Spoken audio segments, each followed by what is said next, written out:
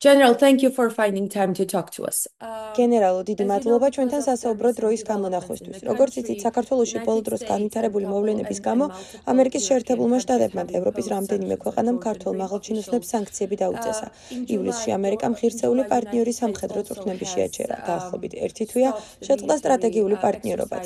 იმ დროს, როდესაც საქართველოს დასავლელი პარტნიორები ნელ-ნელა ქვეყნის izolაციის გზით მიდიან, უსაფრთხოების რა გამოწვევებს უქმნის ეს საქართველოს? Well, I think that first of all, the United პირველ რიგში უნდა States ვთქვათ, რომ ამერიკამ ვერ შეძლო ჰქონოდა ნათელი სტრატეგია ფართო შავი ზღვის რეგიონისადმი. საქართველოს შავი ზღვის რეგიონის ძალიან მნიშვნელოვანი ნაწილია. სტრატეგიულად რომ მივდგომოდით საქართველოსთან, ასევე უკრაინასთან, თურქეთთან, მოლდოვასთან, რუმინეთთან, ბულგარეთთან, მთელ რეგიონთან გაცილებით მეც ვიფიქრებდით ჩვენს ურთიერთობებზე.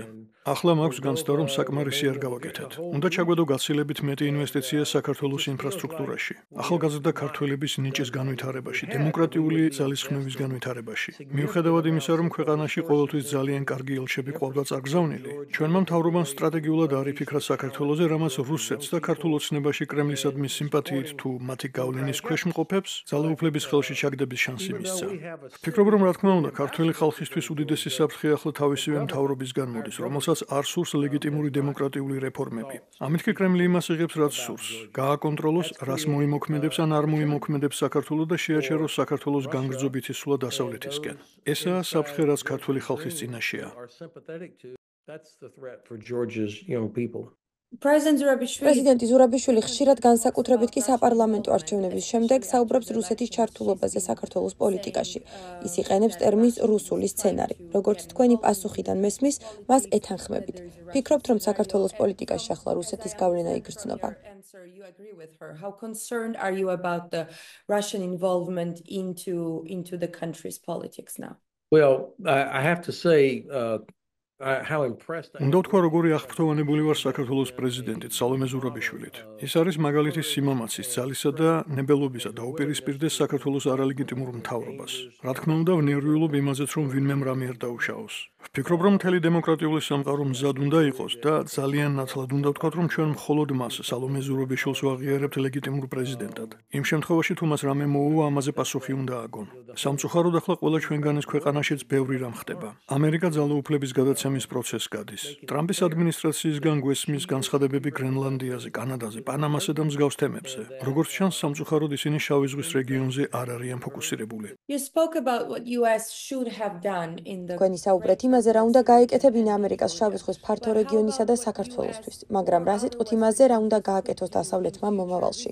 ცოტა ხნის წინ ჰელსინკის კომისიამ განცხადება გააკეთა, სადაც ნათქვამია, რომ ახლა დროა ამერიკამ და დემოკრატიულმა სამყარომ უზრუნველყოს საქართველოს თავისუფლება და დამოუკიდებლობა. როგორ შეიძლება, რომ ამერიკამ და მისმა მოკავშირეებმა ეს უზრუნველყონ და საქართველოს დაეხმაროთ? allies could do to help Georgia now? Well, I think having a consistent strategy for იმაჩნია, რომ რეგიონისთვის თანმიმდევრული სტრატეგია არის ყველაზე მნიშვნელოვანი. საქართველოსადმი ღირებული პოლიტიკის წარმოება შეუძლებელია, თუ მას ისე განიხილავ, თითქოს განსალკევებული კუნძულია. საქართველო არის ქვეყანა, რომელიც უმნიშვნელოვანესია ყველა ჩვენგანისთვის. ამიტომაც მუდმივად ვუსვამ ხაზს და ვიმეორებ იმას, რომ თუ არ იარსებებს ერთიანი სტრატეგია რეგიონისადმი, შეუძლებელი იქნება მის შემადგენელ ქვეყნებთან საუკეთესო პოლიტიკის წარმოება. ერთდროულად უნდა მიმდინარეობდეს ეკონომიკური, დიპლომატიური, უსაფრთხოების მიმართულებით მუშაობა. უნდა არსებობდეს ერთგვარი ნამსხვრისა და ჯოხის მიდგომა. უნდა არსებობდეს სტიმული საქართველოს მუდმივი ვესტერნიზაციის მოძრაობის მხარდასაჭერად ევროკავშირისკენ.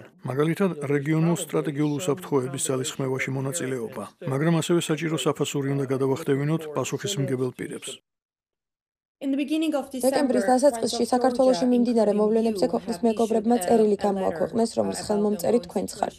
წერილში წერია, რომ ეს აშკარად კრიტიკული მომენტია საქართველოს ისტორიაში, რომელსაც გავლენა აქვს სამხრეთ კავკასიაზე და მის ფარგლებს გარეთ. რა გავლენასა და შედეგებზე საუბრობთ ამ კონკრეტულ შემთხვევაში?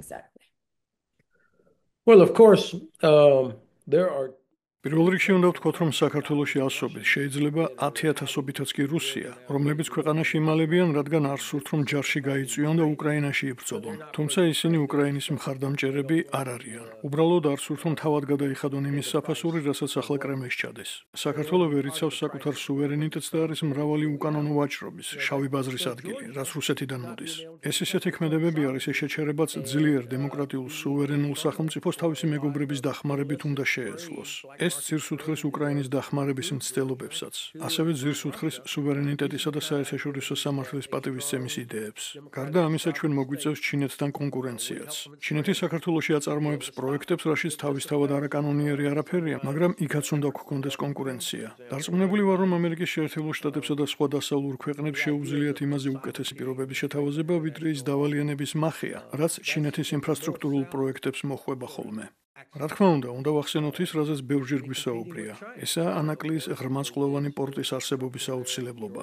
ეს იქნებოდა მომგებიანი საქართველოსთვის, შავ ზღვაში ვაჭრობისთვის და რეგიონში არსებული ქვეყნებისთვის. ეს კი უკანასკნელი რამაა, რაც რუსეთს სურს.